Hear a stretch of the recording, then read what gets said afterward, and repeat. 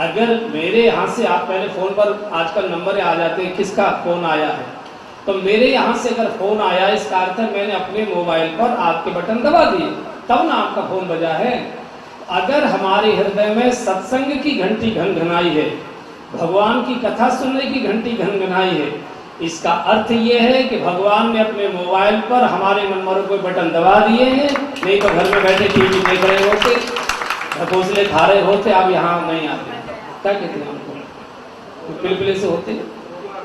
अच्छा, हमारे यहाँ उनको ढकोसला कहते हैं, उनमें कुछ होता था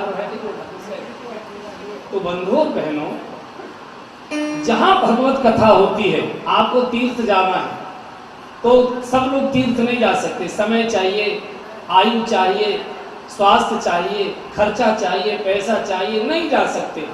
लेकिन समस्त तीर्थों का एक जगह अगर अनुभव करना है तो भगवान की कथा में चले जाइए।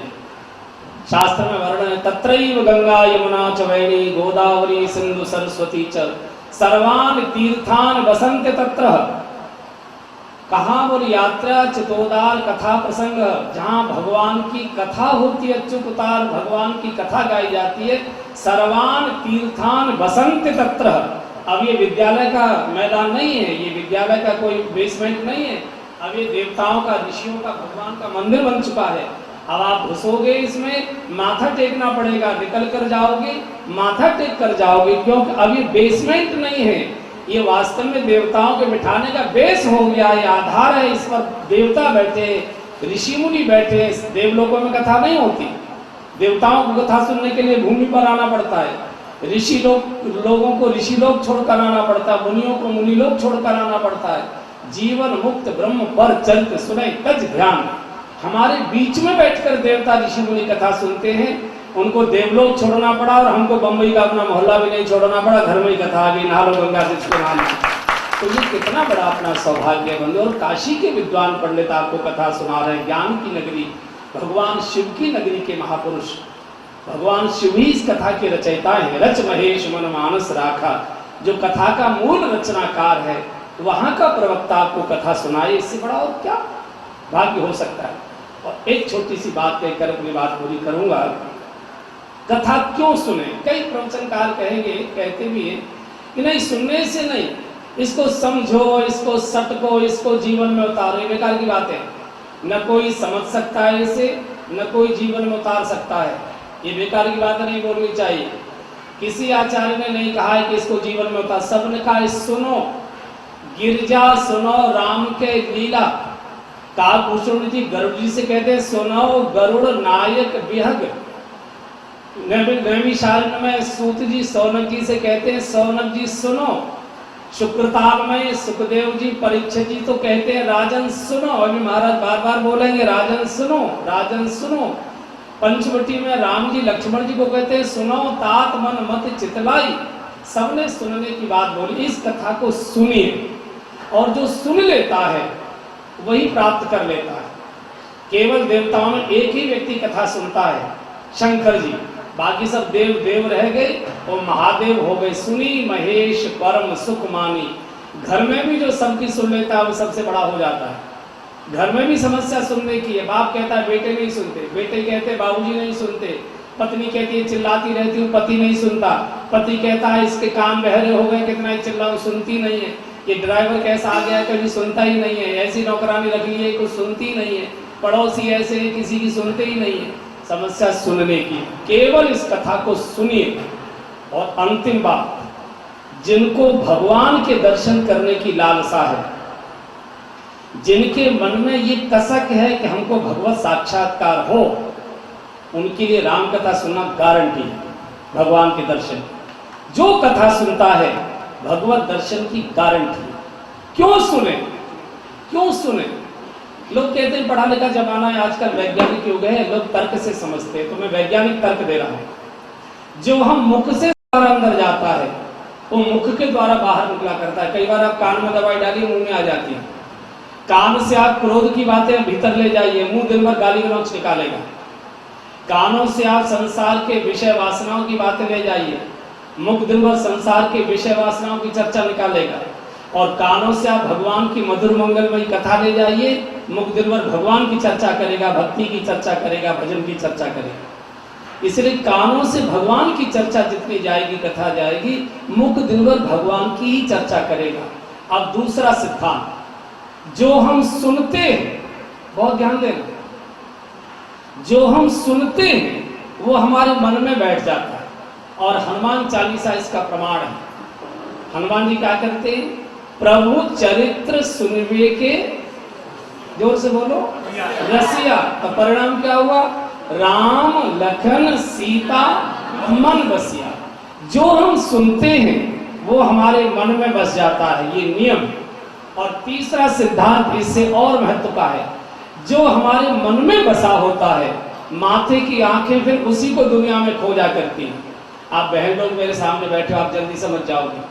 किसी बहन की साड़ी का प्रिंट आपके मन में बस गया और आप साड़ी खरीदने दुकान पर गई, दुकानदार कितने भी साड़ियों के बंडल खोल खोल के रख दिया, आपका मन क्या कहता है? वो वाला नहीं है, वो वाला नहीं है, वो वाला नहीं है, वो वाला नहीं है। तो जो मन में बसा होता है, माथे की आंखें उसी को खोजा करती हैं। ये जो हम कथा सुनेंगे 7 दिन, तो भगवान की छवि हमारे मन में बस जाएगी। मुख भगवान की छवि की चर्चा करेगा, मन में छवि बसी होगी, और माथे की आंखें फिर उसी को खोजने के लिए कभी वृंदावन जाएंगी, कभी हरिद्वार जाएंगी, कभी चित्रकूट जाएंगी, कभी अयोध्या जाएंगी, कभी काशी। ये जो हम तीर्थों में मारे मारे जाते हैं, जो मन में बसा है उसी को खोजने के लिए जाते हैं। तो जो मन में बस गया उसके खोजने की लालसा पैदा हो जाती है, और जब भगवत दर्शन की लालसा पैदा हो जाती है तो लाल जी उसका रास्ता भी बता दिया करते हैं। इसलिए बंधु और बहनों, इस कथा को सुनते रहिए, और जिसको भी भगवान मिले हैं कथा से ही मिले हैं, कथा से ही मिलते हैं, कथा से ही मिलेंगे। और सबसे बड़ा उदाहरण है विभीषण। जब विभीषण जी भगवान के पास आ गए तो भगवान ने कहा, विभीषण हमारे पास तो आना इतना सरल नहीं था, यहाँ तक कैसे आ गए? बोले, भगवान आपकी कथा सुनकर, श्रवण श्वेस सुने आया हूँ, सुंदरकांड में घोषणा। बोले, कहाँ सुनने गए थे? बम्बई? बोले नहीं, लंका में। किसने सुनाई? श्याम जी ने? बोले नहीं, हनुमान जी ने सुनाई। तब हनुमंत कही सब राम कथा। तो भगवान ने पूछा, ठीक है कथा तो तुमने सुनी, लेकिन मेरे पास तक कैसे आ गए? तो विभीषण जी ने कहा, महाराज हनुमान जी ने इतनी सुंदर आपकी कथा सुनाई, इतनी सुंदर कथा सुनाई कि कथा सुनते सुनते मेरे मन के अंदर ये लालसा पैदा होने लगी कि जिनकी कथा इतनी सुंदर है वो स्वयं कितने सुंदर होंगे, जरा चलकर एक बार उनका दर्शन करो। कथा सुनी, लालसा जगी, लाल जी के चरणों में आ गए। तो ये कथा भगवत दर्शन का सबसे सरल मार्ग, केवल सुनिए, केवल सुनिए, केवल सुनिए, केवल सुनने का ही इसका महात्मा है। 8 दिन तक आप महाराज जी के श्रीमुख से कथा सुनेंगे। और बंधु और बहनों, ये मनुष्य जन्म बड़े भाग्य से मिलता है। ये स्वर्ग, नरक, अपवर्ग, नसैनी है मनुष्य का शरीर। हमारे ब्रज में सीढ़ी को नसैनी कहते हैं। सीढ़ी छत पर ले जाने का भी काम करती है और छत से उतरने का भी काम करती है। ऊपर चढ़ाने का भी काम सीढ़ी करती है, नीचे उतारने का भी काम सीढ़ी कर। सीढ़ी अलग अलग नहीं होती, चढ़ने की अलग और उतरने की अलग। सीढ़ी एक होती है, केवल दिशा का अंतर है। दिशा अगर ऊपर की ओर हो गई, जीवन ऊपर की ओर चला जाता है। दिशा नीचे की ओर हो गई तो गड्ढे में चला जाएगा। इसलिए भगवान हाथ पकड़ कर आपको लेकर आए हैं। अब दिशा बदलो अपनी, और जब जीवन की दिशा बदल जाएगी तो दशा भी सुधर जाएगी और दुर्दशा भी भाग जाएगी। कुछ करने की आवश्यकता नहीं है। इस कथा को सुनिए, मेरा पूरा आशीर्वाद, मेरी पूरी शुभकामनाएं। बालकृष्ण जी से हमारा बहुत पुराना, जब मैं बम्बई आया था कथा करने के लिए, और ये तो बम्बई नगरिया है भैया। मैं सन 90 में, शायद 2000 में आया था, है ना, बहुत वर्ष हो गए। तो मैंने तो बम्बई कभी देखा नहीं था। तो जब हम रेल से उतरे तो 20-20 मंजिल के मकान, हम तो देख के डर गए। हमने की कहाँ ले आए भैया, यहाँ सुनेगा कौन, आएगा कौन उतर के इतने ऊंचे मकान से? तो मैंने कि लौट चलो भाई, हम यहाँ तो कोई कथा वथा होगी नहीं। लेकिन 20-30 हजार लोग आ गए। तब मुझे अनुमान आया कि वास्तव में कहते ना, ये है बम्बई नगरिया तू देख बबुआ। तो वास्तव में बाकी धार्मिक स्थल होंगे, लेकिन बम्बई कितनी भी धर्मवान होने के बाद भी ये धर्मात्माओं की नगरी है। या धर्म कर्म बहुत उगा करता है। इस धर्म नगरी में बैठकर आप धर्म कथा, भगवान की कथा श्रवण कर रहे हैं।